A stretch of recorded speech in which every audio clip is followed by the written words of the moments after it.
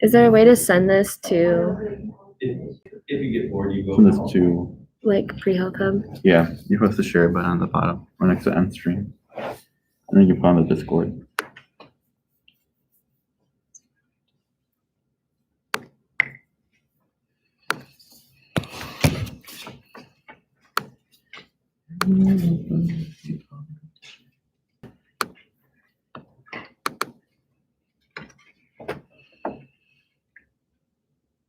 Neurobiology sector. Is that an option? Ireland, do you know?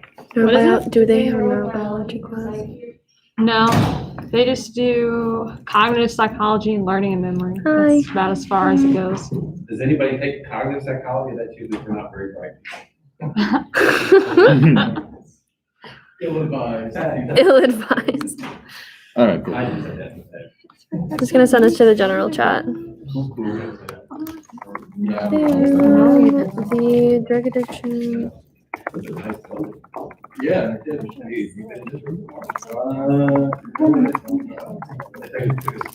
Shortly.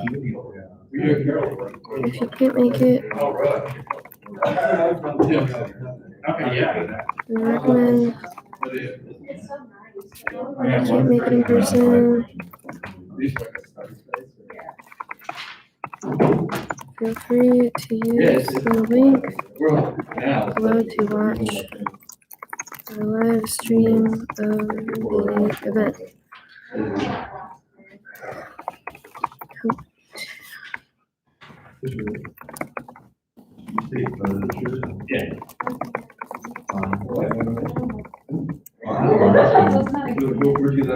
Also, go to bed early. Really? So 5. And for good time, this is how you're doing right now. The thing is, the essence is start at the beginning. We're getting slides every so they go through the various trends, the cell and the axon and the dendrite. Okay, so you passing. I think it's different for you, Kyle, because I think after you kind of going to go, just like you join that. That's it. That's. But we are. No, that'll be done. Exercise, are positive, how quickly aspiring, what happens.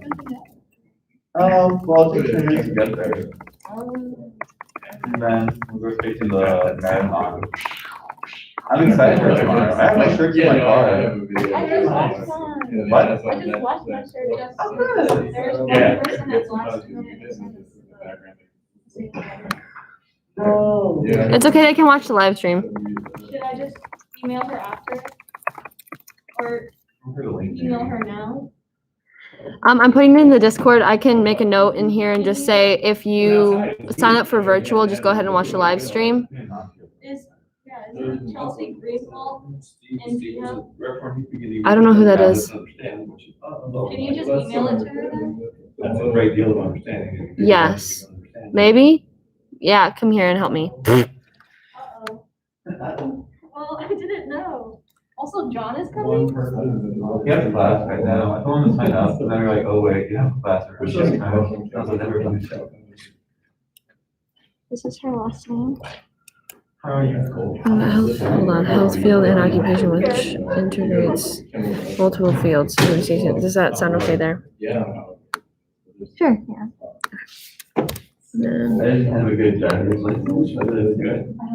The camera was And over then here. this you know, is like, Greenwald is the last. so it wasn't. I thought they would move it. Yeah, I was Good like, line. I know. I did it better. Already? You can see. Oh, perfect. Okay. New mail to I have that frozen mom. Today I had you do it. Chelsea? I'm just starting to get tired. This isn't good. Oh, I saw it. Go down. I know that isn't. LSI. Okay. I know. Subject, drug, I'm gonna, what's it called? Drug discussion, drug addiction. I'm gonna refresh it to just in case no one else signed up like last minute. Okay, she's the only one, so after that we're good. Hello, thank you for The Senate. to attend our event this afternoon to virtually. Sorry, we'll be ready to get going in like 2 minutes. I just have to make sure that this girl gets an opportunity to get on here. They're on. To virtually attend our event this afternoon. We are switching formats and using a live stream on YouTube instead of Zoom. The link is below. We want to be able to see you, but use chat if you have any questions throughout the event. Thank you, Lydia. The ball. Thank you. I've been the whole time trying to figure out what it's called. Beforehand. I was like, oh, Try and remember, I don't remember everything. because we, it's new for it too. Yeah, this one's more engineering. Your.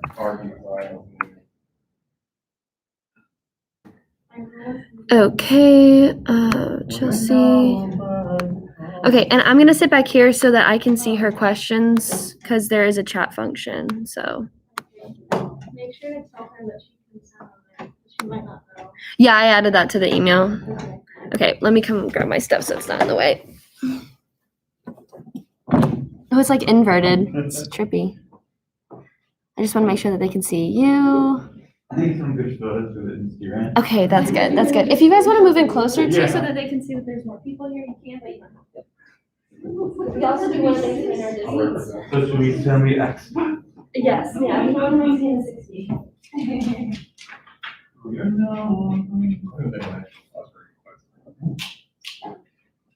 YouTube. This is great, like. I know. That's what Brandy's when they talk. I Yeah. don't know, I wouldn't know, I don't know, I wouldn't left it in the room. Yeah, mine is It should tell me when she logs on, right, Justin? This was a YouTube live stream? No. Oh, You just see how many people are viewing. yeah, that's what I'm saying. Yeah. Like it should show me that she's Good number, not a name though. okay. you ready?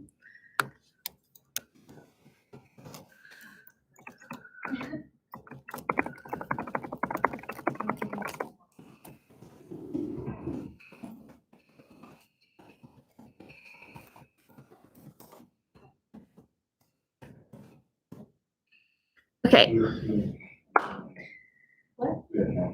I don't think she's here yet, but we can go ahead and get started. Last minute, so that's why we weren't ready. Oh, just kidding. Yeah, she's here. So we're good.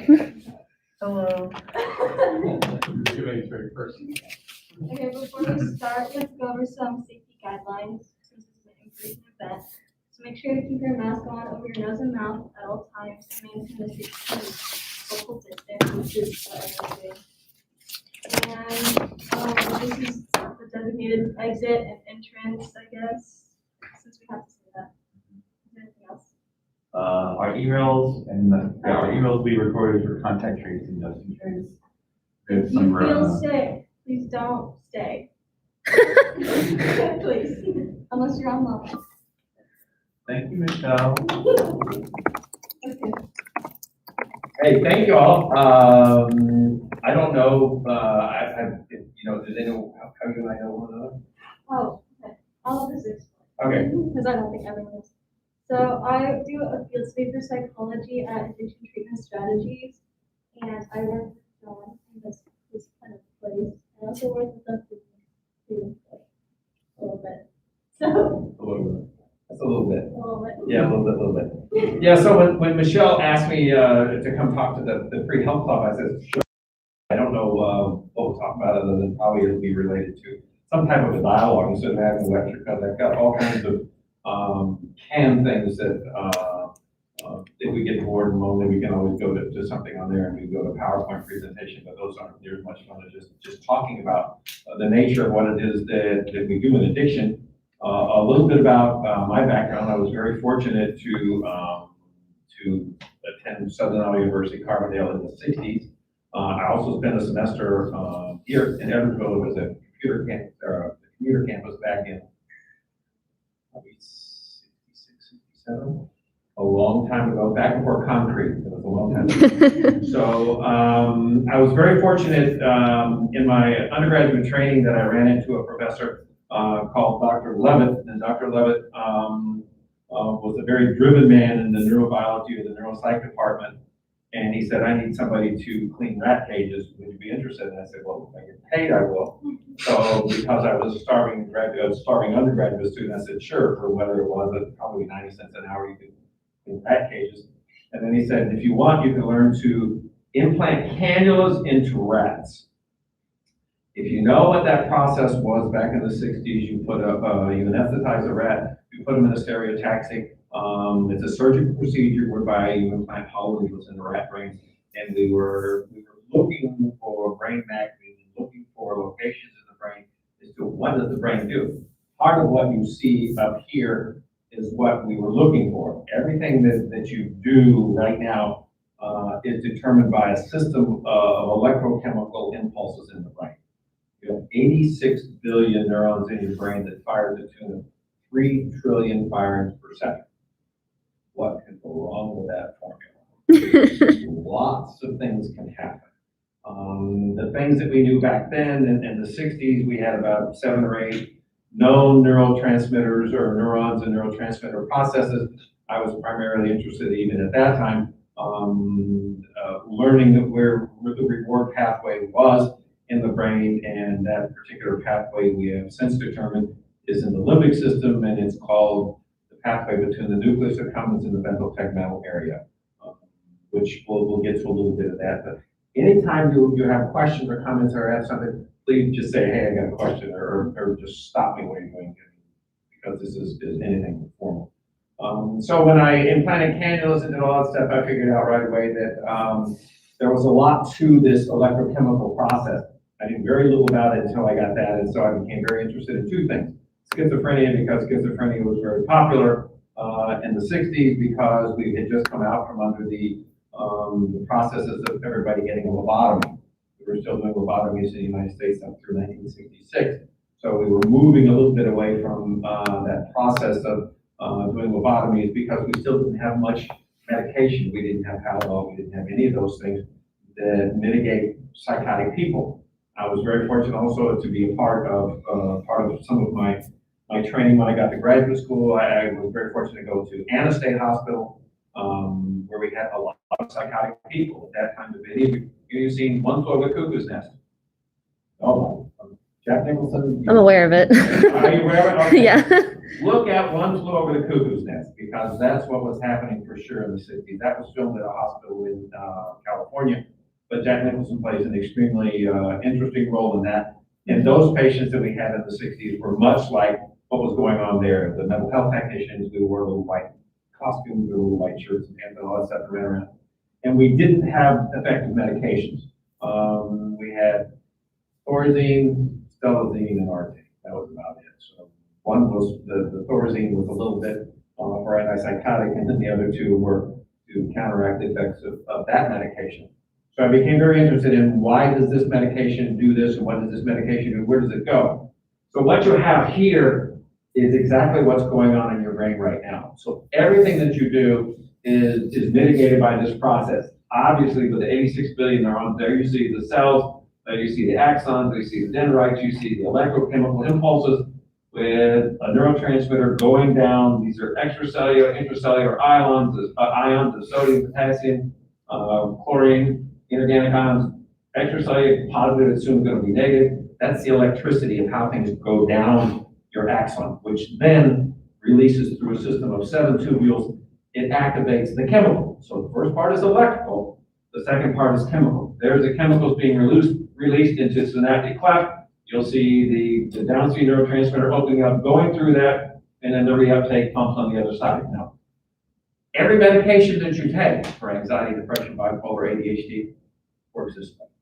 Most medication that you have today for anxiety, which most people take some type of a normal anti-anxiety medication, works exactly like this. What it's doing, it's allowing dopamine to stay in that synaptic cleft for an extended period of time by basically blocking the reuptake pump. Okay, so it's in there and it's puffed up and it gets it again. So that's what it's either that or SSRI or SNRI, so it's a selective serotonin reuptake inhibiting system. So it allows serotonin or norepinephrine, whatever the system is. You're smiling. You guys know what we're talking about already? Yeah. What? So that's all right. Okay, so all those things work this way. They work exactly the same way. So that's the part that through evolution, we're beginning to understand what that means. Now, since this time of medication, do you know what the next step after medication is? Now that we're kind of moving it, because the second part of this system is a chemical. What's the first part? It's electricity. So we're now, do you know what the electrical system is that we're doing that works on modifying cells? Transcranial magnetic stimulation. So we're doing that with magnets, okay? So the first part, are you getting, is it working for you? I just learned that in this class. Okay. Oh, did you talk about transcranial magnetic stimulation? Yeah, I'm talking about it more in the context of like releasing sort of temporary brain damage state. Okay. Not in a functional state, not so much as a treatment state, but they do mention that it is used in treatment context. Okay. Yeah, it's really good because basically it looks like one of those old hair dryers. Okay, a little hair is here and they go click, click, click, click. So it's a non-invasive process with electricity that we're doing with a chemical. Bend the neurotransmitter by putting negative or positive volt to make your brain grow. Now, that's significant. Probably if you get nothing else from what I'm telling you is that your brain's growing. That's absolutely fantastic news because in the olden days, back when I was in school, we didn't understand what neuroplasticity meant. We didn't understand anything about, do you actually manipulate brain growth? The answer is yes. Okay. Now, because you're all learning, right? That's brain growth. You don't know it, but that's what it is. Brain growth. So the actual structure and function of the brain are changing through your academic information. Okay, that's really important because that then tells us that the potential for brain growth, if your brain grew this way instead of this way, can we do something to bring it back this way? The answer is yes. Okay. In the field of addiction, which is what I became enamored with, primarily because nobody else wanted to work with people that they call addicts. Okay, there is no such thing as an addict. I mean, that's old school. And the reason we try to stay away from the concept of an addict, that means a negative behavioral characteristic does not define you. Okay? So if I call you an addict, tell me one good thing that comes to mind when you call somebody an addict. Nothing. Down and out, broken bones, all that other stuff. So in reality, what you have is an addiction. Okay? So you have a medical condition known as an addiction. Now we have a definition here. How many of you, without putting that, how many of you believe that addiction is a disease? Usually we're going to have one or two because most people don't believe it has anything to do with the disease. Addiction is because people make lousy choices, blah, blah, blah, all that other stuff. So what we've got in one of these handouts somewhere that Michelle put together for me. Oh, the first one. How wrote it? Stedman's Medical Dictionary. Really important. So what it says, a disease and interruption, cessation, disorder of the body system, or organ structure or function. If I give you a drug, I guarantee you it's going to disrupt whatever it is that you're doing. I can get everybody in this room addicted to something. You may or may not like what it is I get you addicted to, but I can get you addicted to something because you're going to have withdrawal from it. Now, the only difference is some drugs have minimal withdrawal effects. Some drugs have extremely significant withdrawal effects. Some drugs are extremely lethal. Some drugs are not. And you get addicted to caffeine. You can. How do you get addicted to caffeine? Okay, hold still. Go to page 3 where it says withdrawal symptoms. Ever got one of those? And one.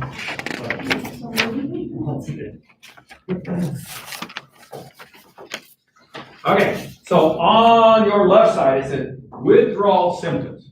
So what I usually have my patients do when they come in, because I want to know how much they know about addiction, I said, what I want you to do is take like a pencil or whatever, it says flu-like symptoms, runny nose, blocked sinuses. Draw it to the substance. What is that withdrawal symptom of? Anybody have any idea? I'll make it easy for you. That's heroin.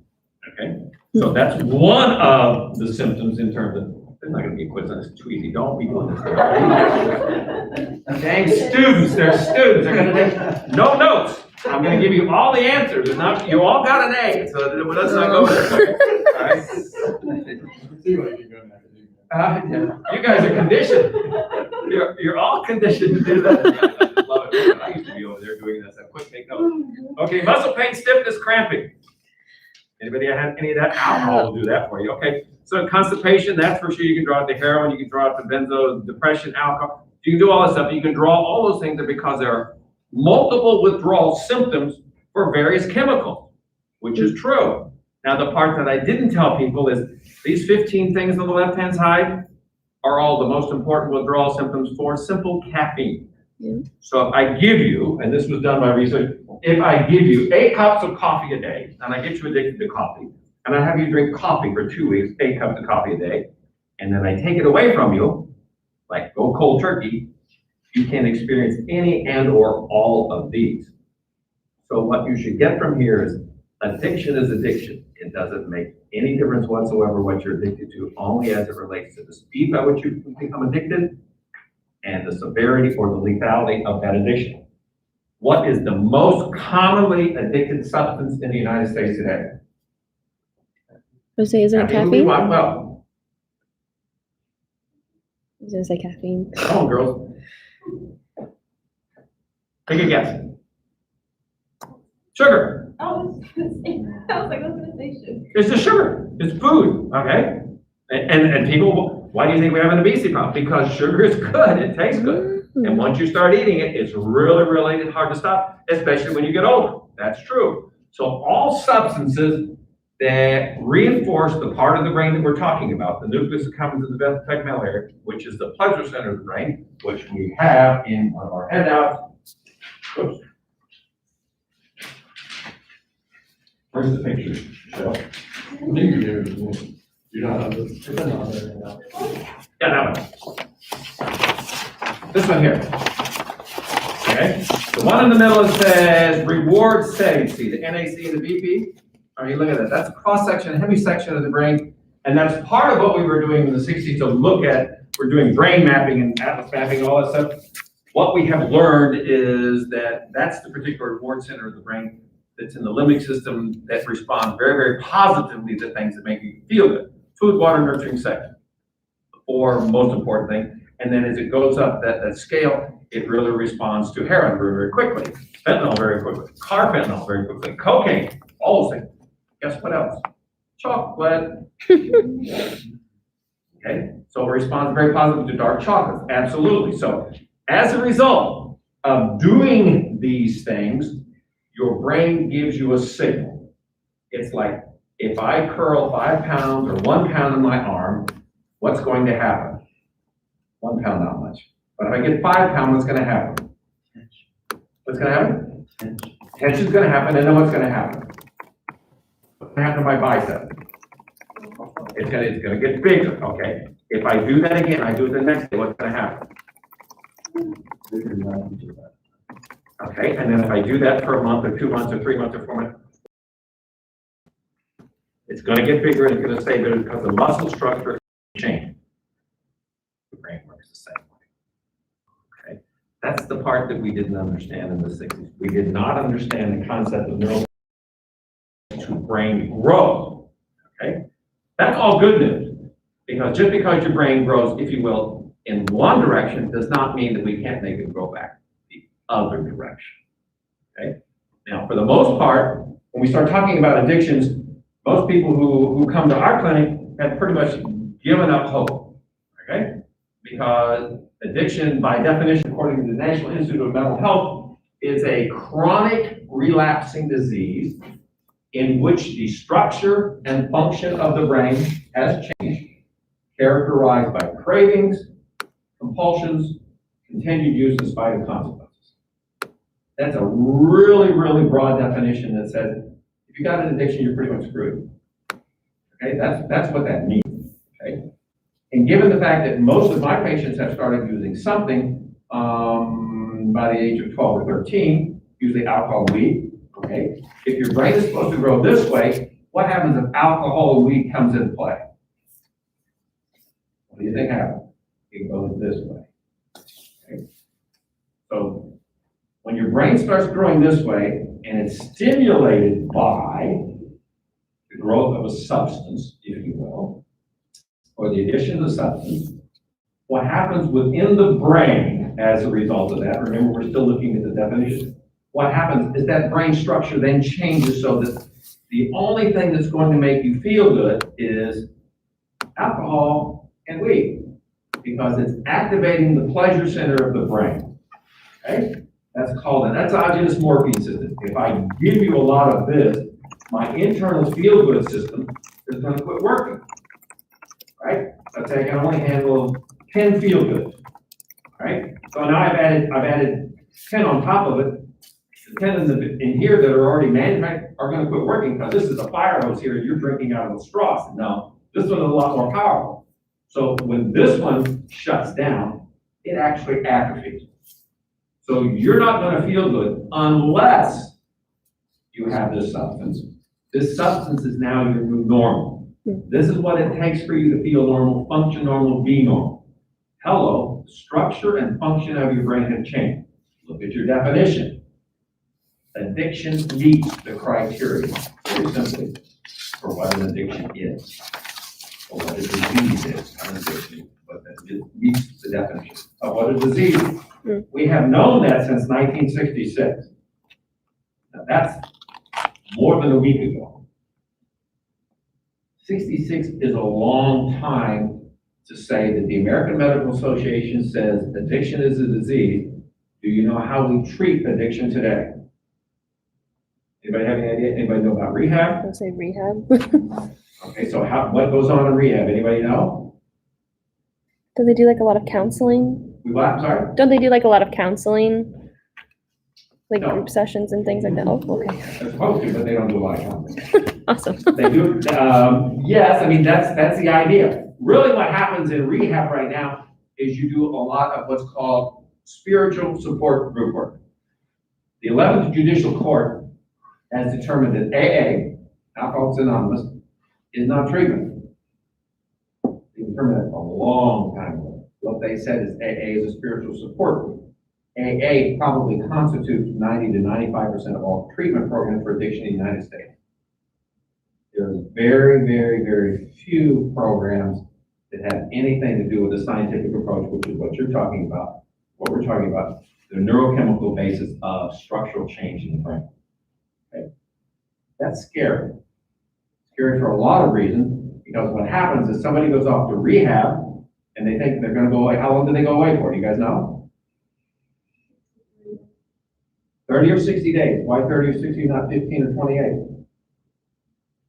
Because that's what insurance pays for. Okay? So you're only as sick as what insurance will pay for. So if your insurance pays for 15 days, you're only 15 days sick. If they pay for 60, you're 60 days sick. That's a financially driven lever that has nothing to do with treatment. Not to say that a sanctuary, a safe haven, should be a component of an overall treatment program. That's a given. Everybody should be safe. People should be detoxed safely, all this stuff. Just our current model does not support the fact that that's what's happening. Because for the most part, people are recidivists in the rehab program. Most of them might. Go ahead. I was trying to look that up the other day and could find a good number. Do you know what the recidivism rate is? Yeah, about 98%. Is it that high? Oh, yeah. I've got patients that have been to rehab. My record right now is 18. Even at 18 Whoa. rehab, that doesn't help the recidivism rate. Yeah. Pretty good. Well, think about it. If the definition, the structure, function, and brain have changed, what are you gonna fix in the structure and function in 30 days? The answer is zero. If it's a chronic relapsing disease, just like hypertension and anything else, is it gonna happen again? Yes. Can I fix that in 30 days? The answer is no. In reality, the answer is no. So what we have to do is come up with a program that addresses what it is that we know to be true that's going on in the brain that have altered, not only that are altered, but our ability to inhibit some of those from the cortex have also been damaged. So my ability to say no anymore. I mean, it's gone. When we talk about it's like putting 12 feet apart. Have I done brain damage? Go to the purple page. Oh, you do purple.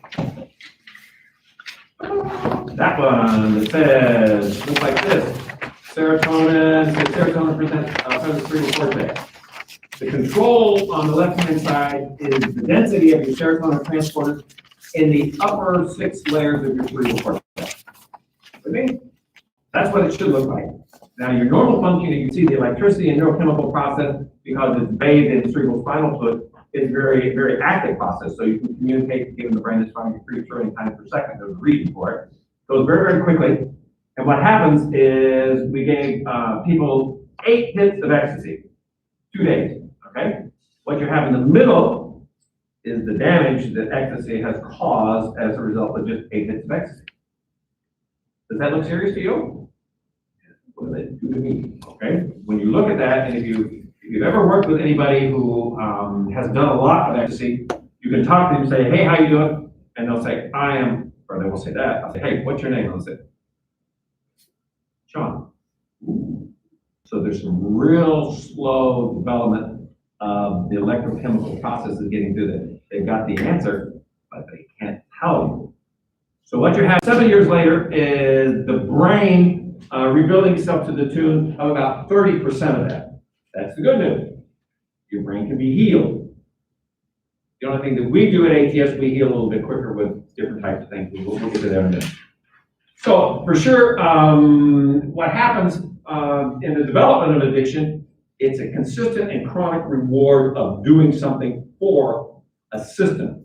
I've never met the person who ever once intentionally meant to have an addiction, knew they had an addiction, at least in the beginning. They knew something was a little off, but they didn't know what was going on. Because we don't have the science or the technology. If you come in and say, we're going to plug something into your ear and say, oh, you've got an addiction. No, you don't have it. It's not there yet. Maybe someday we will, but it's not anytime soon. So nobody really knows unless what we look at is the behavior that you're manifesting. If you're using a drug, whether it's alcohol, methamphetamine, crack cocaine, fentanyl, is it interfering with your ability in health, legal, vocational, or relationship issues?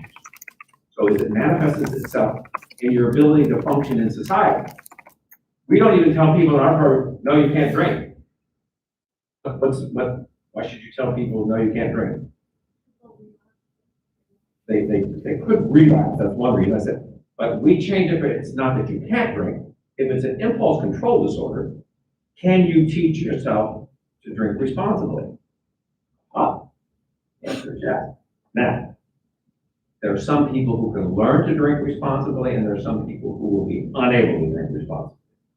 And that's going to be that 40 or 60% of people who have a genetic predisposition to develop an addiction. Okay, we've done that with knockout mice. The 2 rules for how you decide who's going to have an addiction in reality is that we did it with knockout mice, is that if we give you a particular substance, whether it's sugar water or anything else, or we give you something, on a scale of 1 to 10, these rats respond to 10, other rats respond to 1 or a 2.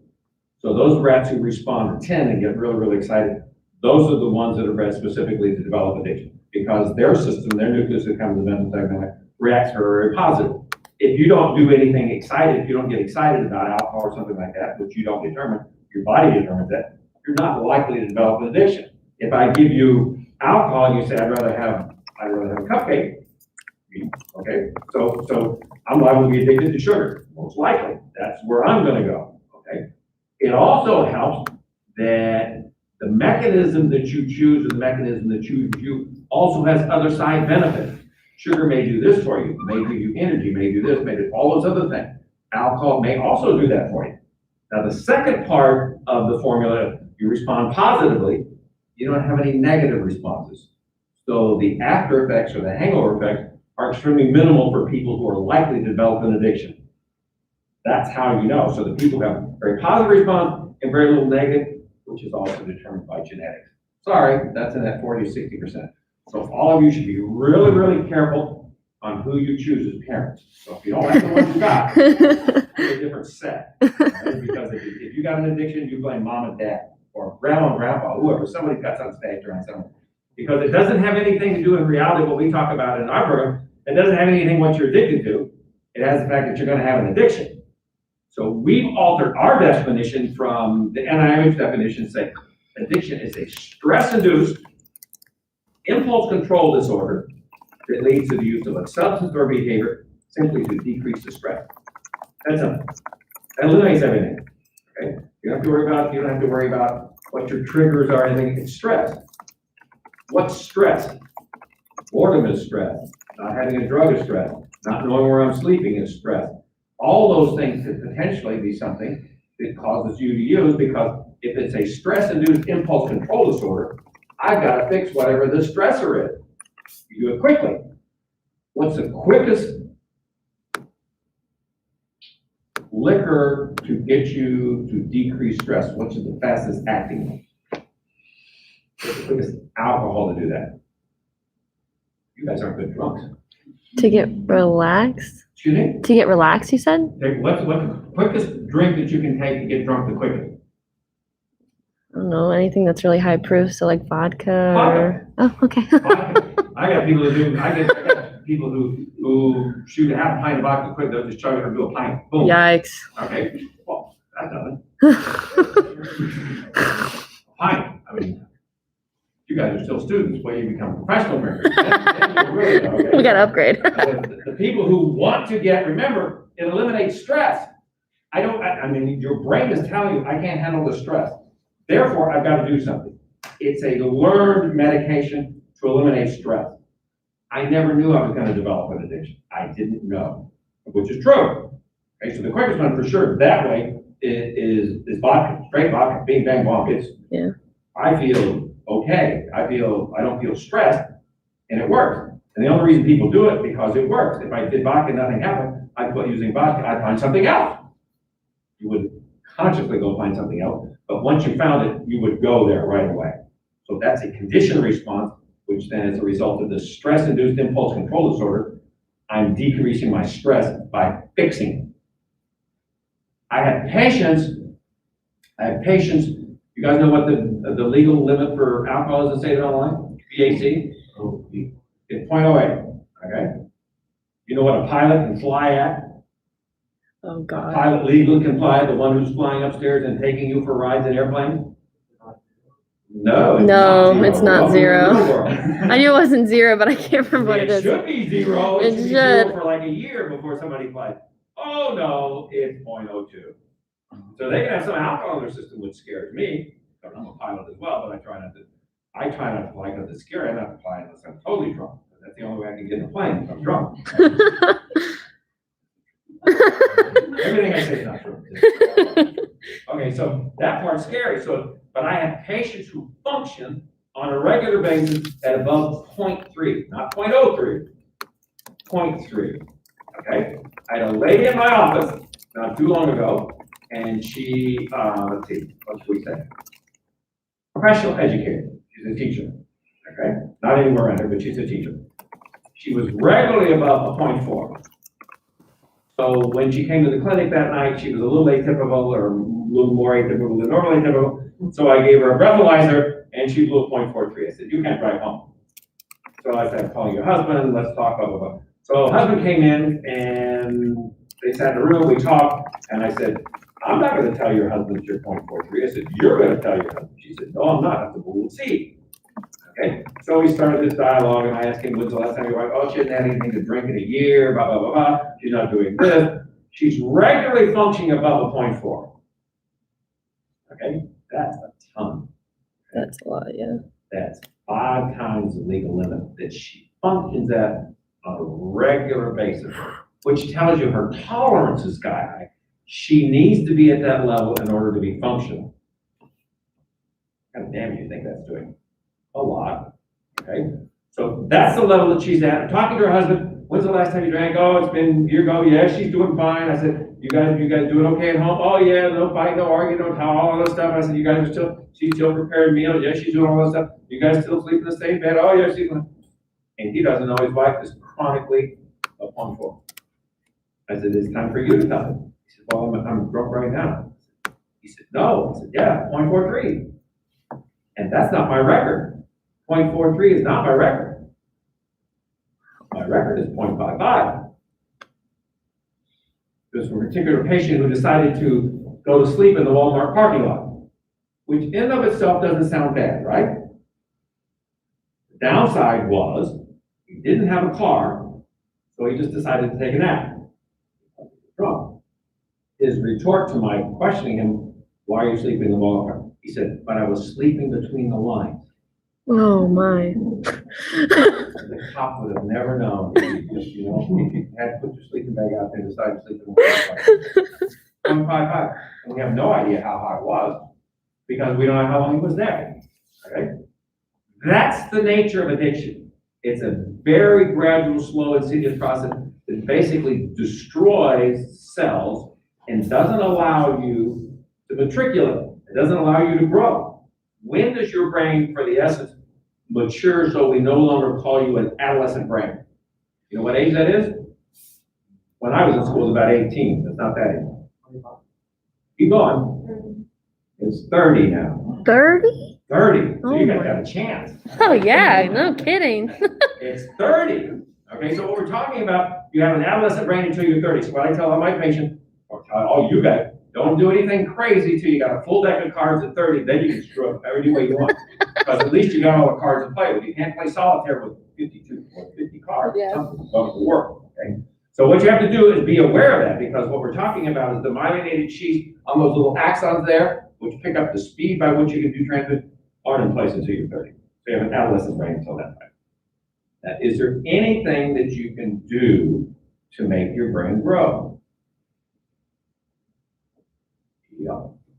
What can we do, Michelle? Exercise. The single most important thing you do to generate brain growth is an aerobic exercise. Anybody got any guys why other than you guys? Anybody know what cortisol is? You Yes. should, because you're all college students, which means you got a lot of stress, right? Yeah. Cortisol goes sky high. You get stomach aches, you get worried, you can't sleep, all that. That's cortisol on the right. The antidote to cortisol is BDNF, brain-derived neurotrophic factor. Okay? BDNF is manufactured specifically by aerobic exercise. So the antidote to cortisol is BDNF. This one goes up, this one goes down. It works. Do an aerobic exercise on a regular basis, at least 30 minutes of whatever your resting pulse is, time about most of you are really young, probably 40. Whatever your resting pulse is, jack it up by about 70% of your resting pulse. It will be okay. But do that 3 times a week. You want to make your brain grow? BDNF, brain-derived neurotrophic factor, VEGF, vegetative endothelial growth factor. Don't write this. Are you taking notes? I just thought it was interesting. No, it's not interesting. I'm giving it to you. It's all in here. It's in the book Spark. Okay. It's all right there. BDNF, VEGF, IGF, it's all right there. So you're supposed to listen and not take notes. I'm sorry. We got a college. I found it. We're going to do it backwards. That's what you do in every other class. Okay? So we'll just jump right to the.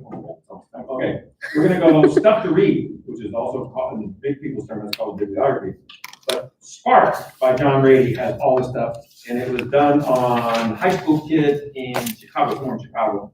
And he wrote a very simple elementary book. So these books are arranged in ascending order of complexity. Spark is a very easy to read paperback, $5. It's a good place to start. It tells you the importance of how anxiety works. It tells you the importance of how BDNF, VEGF, IGF, all that works. It's a very easy book to read.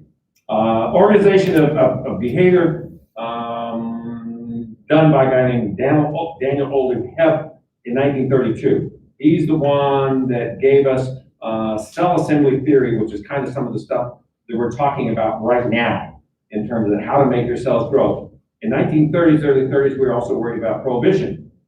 People are all worried that crazy people were doing things, and drunks, and we got women trying to get the right to vote. Boy, that was a mistake. We should have never done that. 1, 2, 3, I got at least 5. Okay, so you know why women were against being allowed the right to vote? Most women were against the right to vote. Do you know that? Tell me why they would be against the right to vote. Because that meant if you had the right to vote, you had to also serve in the military. Yeah, I was gonna say it came with all these They other. wouldn't do that, so I mean, there was a trade-off. Yeah. That's just history. Okay, so with regards to that, the AA trend in terms of, and some of this I think I've got AA versus, yeah, that page presented. This page. The difference between the AA approach to treatment is on the right-hand side, and it's called the 12-step program, and that's what about 85-95% of all treatment programs are. You can see the first one says right here, we admitted we were powerless over alcohol, that our lives had become unmanageable. Which in and of itself doesn't sound too bad, right? That kind of makes sense. Given the fact that addiction doesn't have anything to do with cognition, it has to do with an impulse control disorder, most people have no idea that their lives become unmanageable. Somebody else told them that. Usually society, if you get 3 or 4 or 5 DUI, somebody's telling you you're in trouble. The second one is a little more complicated. It came to believe that power greater than ourselves could restore us to sanity. That has 2 or 3 difficult complexes for me to understand in there. I've never met someone who had an addiction who was, as a result of addiction, was insane. They're not crazy people. They're normal people who have an addiction. So that's kind of a bad omen.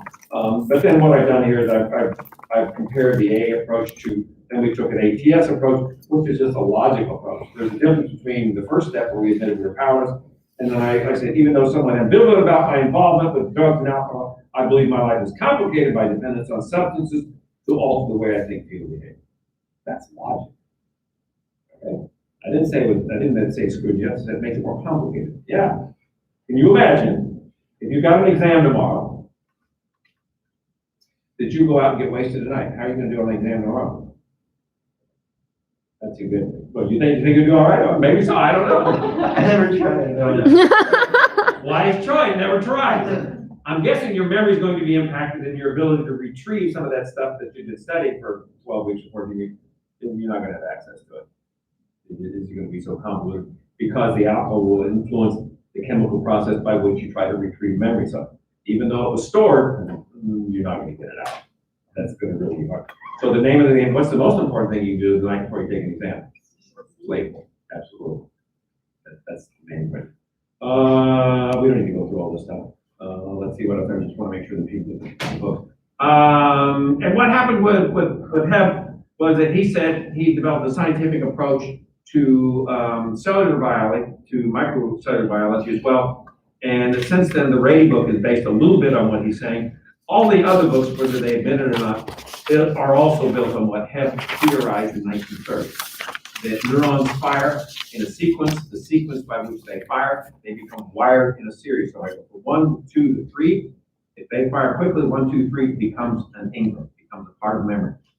Memory is not stored in a place, it's stored in electrical impulse. Even though it's primarily a function that runs through the hippocampus, memory is not a location like a Tupperware pot. It's a series of linked memories. 1, 2, 6, 8, 12 is a memory. 1, 2, 9, 12, 15, 18, 13 is a memory. All those things tell you how memory works. And the more that you reinforce that memory loop, 1, 2, 6, 8, 12, 1, 2, 6, 8. How many of you can tell me the name of your first grade teacher? That's significant. See? How many can tell me the name of the 4th grade teacher? Same one? No. Oh, okay. Check. Well, that's really, really good. Because usually you can remember the first one. You may or may not remember any of the others. That tells you how important that person was in your life in terms of development. You went away from home, first grade teacher, very significant. That memory is there. That's excellent. Okay, so that's what Hebb was saying. And there's a book called Organization of Human Behavior. It's a neuropsychological approach to. That's also a very inexpensive book, $9 or $10. The next one, Origin Neuroscience. If you want to read these things, I don't know if anything's in your library, but Stanley Finger was a professor at Washington University, right across the river. And that's an excellent book. If you want to get more and more into neuropsychology, Atlas of Human Brain Connections, that's a bunch of people. The Civil Collection of the Nervous System, that's Medical Illustration by Frank Netter. And probably my favorite book is Cellular Migration, Formation, and Neural Connections by Rubenstein and Breakage. That's a book about like this. If you want to understand anything about what's going on there, intracellular, extracellular ions, they explain it in unbelievable detail. Things that I've read parts of the book 6 or 7 times and I still haven't figured it out. I don't know what they're trying to tell me. It's way over my head. But it just points to the fact how complicated human behavior is, and how complicated and how sophisticated the process is by which memory is stored. The process as it relates to addiction is really important. So when we say it's a stress-induced impulse control disorder, it's because most of my males, believe it or not, have some level of anxiety, ADHD, which is where the impulse comes from, okay, and then end up with an addiction. We have the demographics of the people here. Got that? Yeah. Demographics of people at ATS, we'll go through that real quickly. Age range 18 to 63, the average age right now is probably closer to 34, 35. Male to female ratio, 3 to 1 male to female, this is where I get it. Why do I have more males than females who have addiction issues? Shh, give an answer. More impulsive? Sit next to her. Yes, more impulsive, dang. Most of our people are employed or in school. Average age of first use is 14. 73% of my people are doing more than one thing. This opiates, alcohol, other, that's turned around. About 56% of my recent patients have an alcohol use disorder, 30% opiates, 14% something else. Why do you suppose that's changed in the last year? With the pandemic, yeah. COVID. Yeah, we got a patient who works for Schnucks, and the alcohol consumption is there. The alcohol sales have increased over 300%. Holy crap. 300%. Not that So I mean that's a lot. Okay, so self-mutilation. 21% of my people have some type of self-mutilation. What do you suppose that would be? What does a cutter mean? Oh. Why do people cut? For what? Could be. It does that too. What else does it do? Releases dopamine. Releases Oh. dopamine, because dopamine is the curative thing. If you cut yourself, you're going to release dopamine. When you accidentally cut yourself for real, you're going to get dopamine. If I'm not feeling anything, I can cut myself. The only thing that has changed recently is old days, people would cut themselves on the arm, they would cut themselves on the inner thigh. Now we have people cutting themselves on the neck because it's quicker.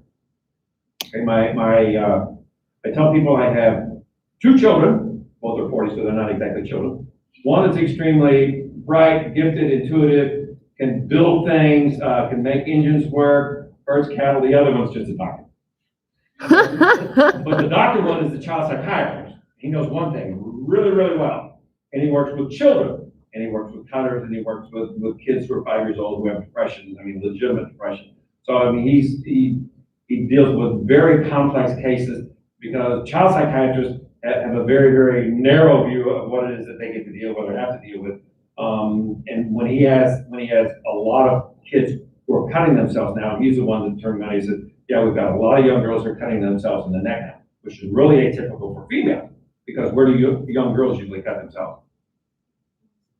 Yeah, places where you can't see it. Okay, now they're cutting the neck. So that tells you that the evolution of cutting has really evolved. So I mean, that's really significant. Medical risk, 42% of my people have medical risk. 76% of my people have been to emergency room more than 4 times. 57% of my people have been to rehab more than 3 times. My record right now is 18. Guys been. You can go to a place in California. No, that's the second one, but the first one, the guy that comes on TV and then they've cured addiction. They're in Big Sur. They're it's close to there. Whatever it is, it's 115,000 in 30 days. But they offer equine therapy. Anybody got any idea what equine therapy is? You get to ride a horse on the beach. That's equine. They also have helicopter therapy. You know what that means? You get to ride a helicopter, none of which are clinically indicated to treat addiction, but for 115,000, you better be able to do something like that. They have good food. Huh? They have good food. Oh, gosh. Yeah.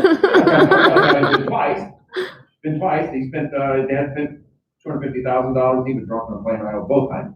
So evidently 30 days doesn't work, but he got to ride a helicopter and ride a horse. So Holy cow. and then we have another place in Sausalito that we were checking out because I have a patient who has two problems as a result of having an addiction to cocaine. He ended up creating bilateral hippocampal amnesia. Okay, that means he can't form any new memories going forward. This particular person is a physician. Wasn't. Ah, okay. Okay. So the chances of this person working again are extremely slim to none because he has a hard time remembering anything going forward. Now, if you ask him, what about, he's got this, but he might not be able to find his way to jobs or something like that. So that's dangerous. So, suicidal behavior, 29%, psychiatric, 71%, co-occurring, blah, blah, blah, blah, all that stuff. So what we've got here, the data that I'm the most pleased with is you go down, if you look at 82% of my patients have a sleep disturbance, all that's true. Let's see, 70% of my patients came to ATS unemployed are employed by year 2. That's extremely important because a lot of my people in the 30s are playing video games, smoking weed, and staying in their mom and dad's basement. I said, they didn't make it, they didn't matriculate through the process that allowed them to build neurons in a stable basis, okay? So living with mom and dad in the basement smoking weed, and they're not going anywhere. I said, no, you gotta get out, you gotta get a job. So we're pushing people to get a job, and in order to be a functional person, you have to make at least $35,000 a year. That's about what it takes to live on your own. So they have to make at least 17 bucks an hour to say you qualify for this. So I'm very pleased with 70% of my young, mostly young males, are no longer living in mom and dad's basement. They're living on their own, so they're independent. 33% of my patients who were formerly living with their parents are now independent living by year 2. So both of those things are extremely important. So that's what we focus on. The program that we have is, I call it, it's really a concierge practice where people come in. It's all outpatient. The advantage of an outpatient program is you don't have to go away for 30 days. You can stay with mom and dad, or you can stay at home if you're a good parent. If you've got employment, you can keep your job. You can maintain stability at home. So people come to the clinic on an outpatient basis 2 or 3 times a week. We have a consulting physician. We have education groups. We have therapy groups. We have parent support groups and individual therapy. I'm very fortunate Dad comes and teaches the cognitive therapy part in both the education group and some of the therapy group. Michelle has been extremely important, valuable. She stepped in and done lots of things. She's opened right up, and probably the biggest compliment I can pay Michelle is she's normal. She's not like a lot of the other, I mean, she just acts normal, she interacts, she sits in individual sessions with me, she contributes, I get positive feedback from the other patients, that she sees what's going on, and she points that out, and she's been spot on with all the patients she's been with I'm me. a little offended that you're such a private psychology student. Well, she's short. She does have a handicap. Other than that, she makes everything short by being. Every day you had to come in, your bills. What? How many students would say you have to come in, your bills? In the last 12 to 15 years? Yeah. 30.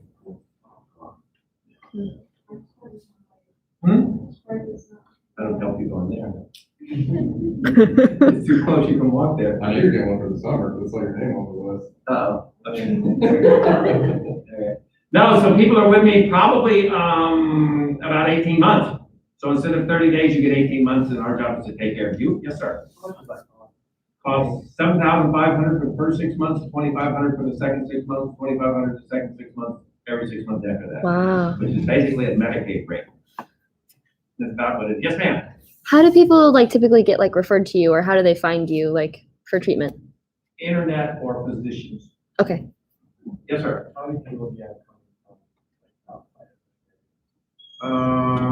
far is outside is I've got people all over St. Louis.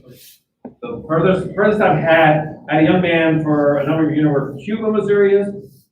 About Cuba, an hour yeah. drive from here, south. He came from Cuba about 3 times a week. He rode a motorcycle, 12 months out of the year. Rain, sleet, snow. He was here, he didn't miss it. So a large part of what we try to do is because addiction is for sure a neurological process, but I can't approach you in terms of cognitively. I have to approach you behaviorally first. Get the behavior, get in compliance with the behavior, lockstep to a lot of the behavior first, structure organization system, make a daily plan, get it organized, do it. And then as your brain begins to heal, because remember we've done brain, you begin to understand that some of the things that you're doing weren't in your best interest. But we can't start out by saying, have you got any idea what you've done? Oh, everybody knows what you don't have a clue what's going on. I said, so we have to build that back, and you build that back with aerobic exercise, with diet, with sleep exercise, diet. So we build that back. That takes about 6 months to do that. I mean, not that people aren't beginning to understand, because it's almost like a rebirth or a reawakening. They begin to understand, oh, I missed that. And then at the end of the year, it's, wow, I missed a lot of things. I said, yes. So because they're there for 18 months, our ability, or not me, because I'm not going to take care of the patient's ability to maintain stability, which is what I hope. I want you to be stable and healthy. I don't necessarily want you to be drug-free, although that would be nice, okay, especially for the dangerous one. But I want you to be stable and healthy. I want you to be not impulsive. I want you to know what it takes to make cognitive decisions, rational decisions that are in your best interest. That usually occurs in about 18 months. So at the end of 18 months, most of my people are doing extremely well, to the point that about 70% of those people aren't going to relapse. The relapse rate in addiction is guaranteed to be almost 100%, except 3% probably will get better. Probably more than 3%. That's if they do AA. Probably 7 to 11% get better if they do no treatment at all, because that's a spontaneous recovery rate. All diseases have them. Addiction is no different. Probably if you teach people how to think, teach people to be less impulsive, they'll be okay. The byproduct of being impulsive is that people use something to calm them down. Remember, addiction could also be to a behavior. Most of you are addicted to your cell phones, you just don't know. Well. If I took your cell phone away, you go crazy. Yeah. Okay. I mean, and that's the same thing. Gambling is a compulsive behavior that people get addicted to. Gambling, any other behavior. So for co-occurring mental disorders, is ADHD the most common, or is there Anxiety. Mm. Anxiety. With my males, it's anxiety and ADHD. Because most people with people have never been accurately diagnosed with ADHD, and that's because most people think that ADHD are people who are retarded, and that just isn't true. People with ADHD are extremely creative. The problem is that they're having lots of creative thoughts that are happening spontaneously, given the brain's firing 3 trillion times per second. I said, lots of positive things going on. What that means is they're having a hard time focusing on one specific thing, because about that time, well, did you see the rabbit? That's the age. Did you look for the rabbit? I think we all looked around. We were like, what? No, I said, so that's what happened with our place. You see the rabbit because we're at least outside. We have a lot of our groups outside. So I said, the ADHD brain will look at that and they'll start talking, and then, did you see that? And then, there they go again. They're off. They try to reel them back. So the hard part, because most of the people with ADHD didn't have any trouble in school. They were gifted. They could sleep through class. They got all A's in high school. Okay. But you ask them a couple of questions. How'd you do in math? Because math takes concentration. Sometimes, I did okay. I said, well, then you get really gifted. Because then it may catch up with you later on that you're so creative that the creativity of what it is you're doing surpasses all the needs you have for any elementary structure organization. Some people are just absolutely gifted. They don't worry about that. So for sure, the male brain is anxiety and ADHD, which then leads to an addiction when they start using something extremely control. The common one is sort of the type of when you all identify for, I think that it's to some degree. That's the one like people going to rehab. That's what they're trying to take you into is a bipolar diagnosis. But surely that does occur. It does. We try to stay away from that, and as you know, in terms of, I don't particularly like labels.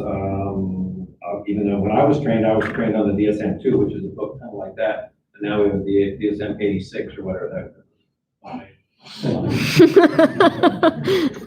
I use it as a doorstop, and it's really important. And all that really does, it helps us explain with vocabulary what we believe to be happening. I mean, old days, some of the things that we had in the DSM-2 are probably the same thing. We didn't have the bipolar one, we didn't have any of that stuff. Most of those bipolar one people were schizophrenic. So we had thought disturbances, mood disturbances. So we had all the thinking parts, which are various types of schizophrenia, we had the mood, which was anxiety, depression. Then we had addiction issues and we had mental retardation. That's the only four things that we had to deal with. So you lump somebody in that category, and at least you could come up with a treatment plan that pretty well is this primarily a thought disorder, or is this a mood disorder? Now we're mixing moods and thoughts, which is bipolar types of things. What is someone predominantly, and not only that, what is somebody predominantly now? That's the hard part.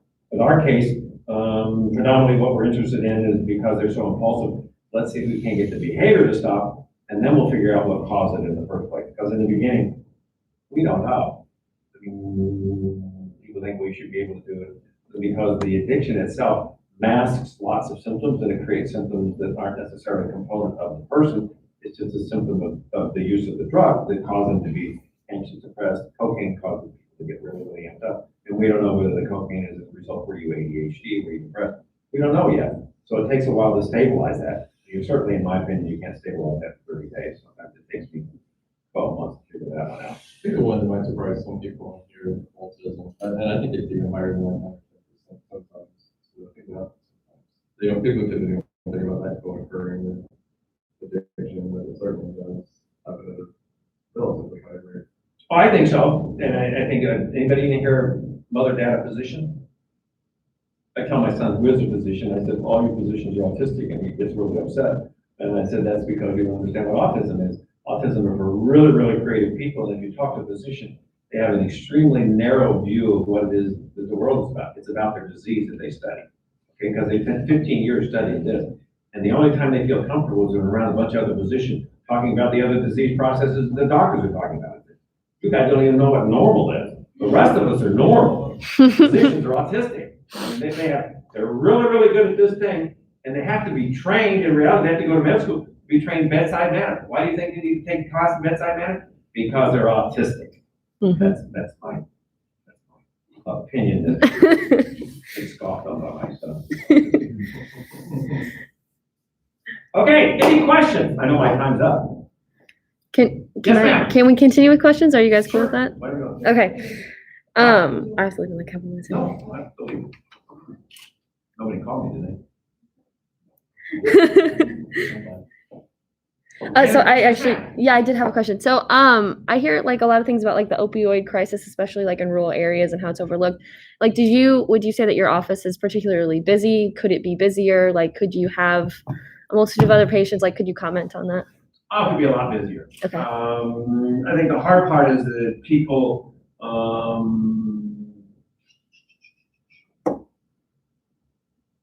I think it's only relatively new that people have begun to understand what an opiate is. Okay. Okay. We certainly had opiates in the 60s, so it's not new. Back then in the 60s, we had black tar heroin. We had plenty of people who were dying or using heroin, but nobody seemed to care. Okay, and I think what's happened as a result of, because we had heroin, we had Quaaludes, we had benzos, we had Valium, everybody had any kind of drug, everybody had. Back then, the old THC was like 3%. Mhm. But I mean, everybody was smoking weed and they thought that was great because it was 3%. Now you can get dabs at 99% if you want to do the waxes. Okay. The NIMH definition of people who use weed on a regular basis is once a week. I don't know anybody who smokes weed who only smokes once a week. If you're smoking weed, you're smoking weed. Yeah. Why would you wait once a week to smoke weed? It doesn't make sense to me. So a regular user is somebody who uses, in my opinion, daily. Mhm. I mean, you already know that's what you should be doing. So with regards to the opiate epidemic, I think somebody figured out that there were an awful lot of people dying because of the potency of the heroin. We've gone from the black tar to China white to Afghan to whatever, and now they're actually, you can't get opiate in St. Louis. You can't get heroin in St. Louis anymore because it's all fentanyl. Mm. And the fentanyl, now we're going to get the carfentanil, which is 10 times more powerful than that one. So you can overdose really, really quickly, which is why people are concerned. There are a lot of deaths. They could be prevented. I don't think it's going to be prevented to be treated with AA. I think people have to be taught what's going on. I think it has to be brought into the school system, maybe fifth or sixth grade, the neurobiology of your brain and how you can make brain grow in a direction. That's the really neat part. Anybody playing a musical instrument? Okay, what do you play? Cello, wow, okay. Okay, what do you play? The violin and the clarinet. Okay, that's complicated too, because you don't have frets on the cello either, do you? No frets, okay. Yeah, that was logical. Low one's here, high one's there. That one at least we can track, right? The other. So what happens, if you practice things, if you practice a C scale, whatever you practice, this is C, D, E, F, G, but after a while, this is C, E, G, okay? That's behavioral learning. So you've made things move towards what's called a guidepost neuron in your brain. As a result of behavioral repetition, you don't have to think what the C scale is. The C scale is this. So you automatically communicate your brain to your fingers to a behavioral intervention strategy because you've learned. You don't have to go back and think. Anytime you see a C major scale, you don't have to think what that is anymore. Your fingers just play it. Addiction works the same way. That's the downside. So you can have just as much addiction related to pathology as you can to health. And what's happened in addiction, you've had the guidepost neurons, you've grown in a particular direction. Learning is the same way, musical instrument is the same way. In fact, one of the things that I encourage my patients to do to become less impulsive is to learn a musical instrument. Because it's really, really hard to have a compulsion to use an opiate if you're thinking about something as complex as learning to play an instrument, or if you're counting backwards from 100 by 7s. You can't do math. That cravings and compulsions. So what we have is what's called PARS, planned alternative responses. If you start to have a craving or compulsion, start counting backwards from 100 by 7. And that will eliminate it. But it's too hard to do. All these people should know by now that math doesn't integrate with anything. No math majors in here, are you? Good, because they're all sick people. Yeah, I agree. What? I like the differences in treatment for women. Ooh. Wow. Women are really, really complicated. Why are women complicated? What? Are men and women the same? No. Nah. Okay. Who's simple and not very bright and dumb and plotty? Men or women? Men. Because we're simple. Okay. So why are women so complicated? Think that. Hormones. Wow. Think about it. You have neurotransmitters, neuromodulators, and hormones. Yeah. Hormones make you go crazy once a month. You don't know whether you're homicidal, suicidal, happy, sad, or upset. Welcome to hormones. That's terrible for you guys. Yeah. I can agree with you. I'm sorry, it's terrible. I mean, think about it. You're in a position where something's happening to you that you can't control. And it's regulating your mood. It's not regulating your mood. It's making your mood go all over the place, which makes it really, really difficult for you to feel safe. I mean, you're doing things that you don't want to do. Multiply that by about 50 or 60, welcome to a heroin addiction. And at least theirs is a stable, predictable pattern. And hormonal shifts, monthly shifts, it's not. It's really, really complicated. The most complicated thing that happens in the world to me is hormonal shifts in females on a monthly basis. That's too sophisticated. Because it affects every pore in your body. Think about it. The brain is a feeling organ that you have to make sense out of with cognition. None of us in here are automatically thinkers. We're feelers. We've got to think and use cognition to describe why our feelings are doing what they're doing. It's too hard. Your brain automatically reacts to things. The good news is, and what I can tell you from the research is that you get 1,400 new stem cells in your brain every day. Stem cells. It comes to the hippocampus and learning center of your brain. They have 28 days to migrate down one of these cellular pathways to get attached to your neuronal fiber structure. If they get attached in 28 days, you build your brain. If they don't get attached, they slough off and you use it, and you lose it. So if you use these things by stimulating things like musical instruments, education, academia, you keep them. make your brain grow. And you do that by combination because you get the stem cells, which then, once they get attached, turn into a neurotransmitter. Okay, so that's the evolution. And you do that by spreading BDNF all over it, which is basically miracle growth of the brain, with aerobic exercise. Combine aerobic exercise with academia, and within 2 or 3 weeks, you can become a professor. Is that simple? That is a shout. Or if you're in Georgia, you can do it by mail. I mean, Cheerios hot dog, I mean, that's simple. You can't be a cognitive therapist, that takes more. You can actually just type up your own degree. I've been thinking about it, but I can't type, so. I'm not. Okay, any other questions? Yep. Use your brain.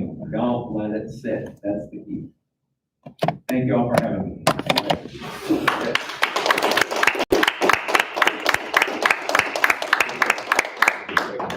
Everybody in the chat said thank you as well. So we had about 5 people in the chat at any point in time. So Cool.